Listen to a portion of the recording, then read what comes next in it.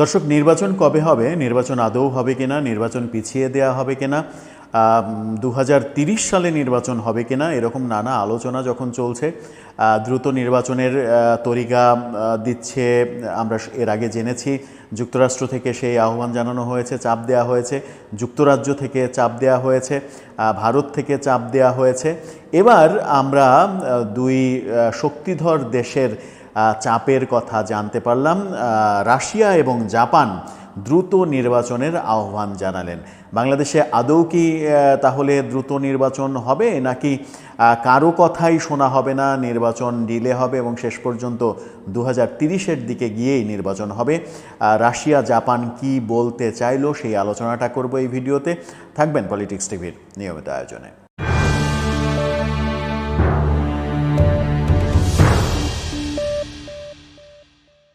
দর্শক, পলিটিক্স টিভির নিয়মিত ভিডিওগুলো এখন থেকে স্পন্সর করছে প্রজাপতি.টিভি, নতুন ওটিটি প্ল্যাটফর্ম। আপনারা চাইলে ইউটিউবে, ফেসবুকে, ইনস্টাগ্রামে, টিকটকে দেখে নিতে পারেন। ডেসক্রিপশন বক্সে লিঙ্ক দেওয়া থাকবে, সেখান থেকেও আপনারা দেখে নিতে পারেন।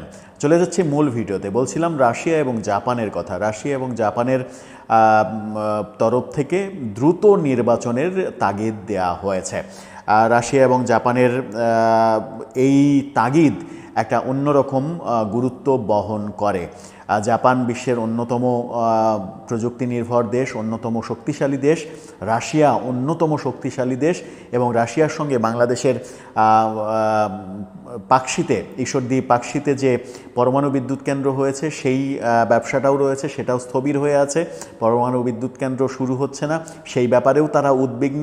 সেই উদ্বিগ্ন হওয়ার ব্যাপারটাও তারা জানিয়েছে।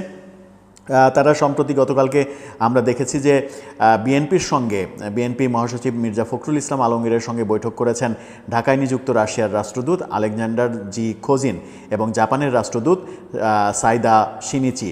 আলোচনায় বাংলাদেশে নির্বাচন কবে হবে, কত তাড়াতাড়ি হবে, তা রাশিয়া এবং জাপানের রাষ্ট্রদূত জানতে চেয়েছেন বলেই বিএনপির স্থায়ী কমিটির সদস্য আমির খসরু মাহমুদ চৌধুরী নিশ্চিত করেছেন গণমাধ্যমকে। এবং তিনি এটাও বলেছেন যে রাশিয়া পরমাণু বিদ্যুৎ কেন্দ্র নিয়ে খুবই উদ্বিগ্ন। এটা শুরু হচ্ছে না, দ্রুত শুরু হওয়া উচিত। এখানে রাশিয়ার একটা বড় বিনিয়োগ রয়েছে। এটা রাজনৈতিক কারণে যদি স্থবির হয়ে পড়ে তাহলে সেটা খুব একটা ভালো হবে না। বিএনপির সূত্র থেকে শুধু নয়, গণমাধ্যমের সূত্র থেকে, গণমাধ্যম যেটা বলছে সেটা হচ্ছে রাশিয়া এবং জাপান দুই দেশই তাদের রাষ্ট্রদূতের মাধ্যমে এই দেশে দ্রুত নির্বাচন এবং দ্রুত গণতান্ত্রিক সরকারের কাছে ক্ষমতা হস্তান্তরের তাগিদ দিয়েছে। এই তাগিদ যখন তারা দিয়েছে, তখন সরকার সেই তাগিদটা মানবে কিনা। আমরা বিভিন্ন দিকে আলোচনায় শুনছি যে 2030 সালে নির্বাচন হবে, তার আগে নির্বাচন হবে না। 26 জুনের যে তত্ত্ব দেয়া হচ্ছে, তার আগে বাংলাদেশে বহু কিছু ঘটবে, বহু ঘটনা ঘটবে। প্রফেসর ইউনূস যুদ্ধের প্রস্তুতির কথা বলেছেন, মায়ানমারে করিডোর দেওয়ার আলোচনা চলছে।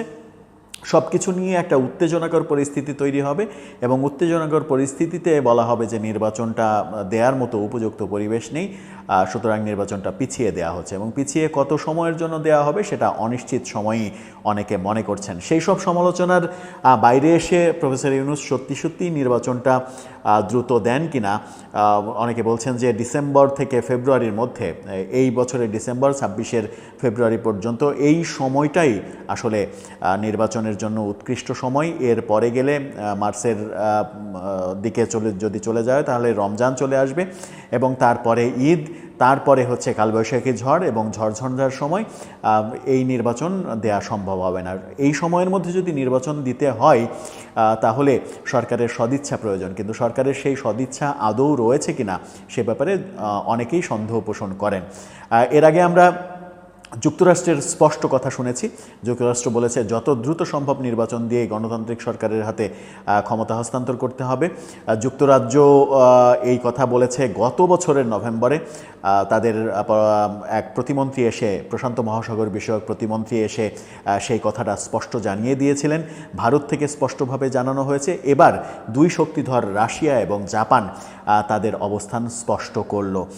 যদি আমি শক্তিধর দেশগুলোর কথাও বলি, আমেরিকা, ইংল্যান্ড, ইইউ দেশগুলো, এদিকে রাশিয়া, জাপান, ভারত, এই দেশগুলোর চাওয়ার বাইরে গিয়ে যদি আমরা আমাদের সরকার অন্যরকম কিছু করতে চায়, সেই অন্যরকম কিছু করতে চাওয়াটা তাদের পক্ষে সম্ভব হবে কিনা সেটা একটা বড় প্রশ্ন।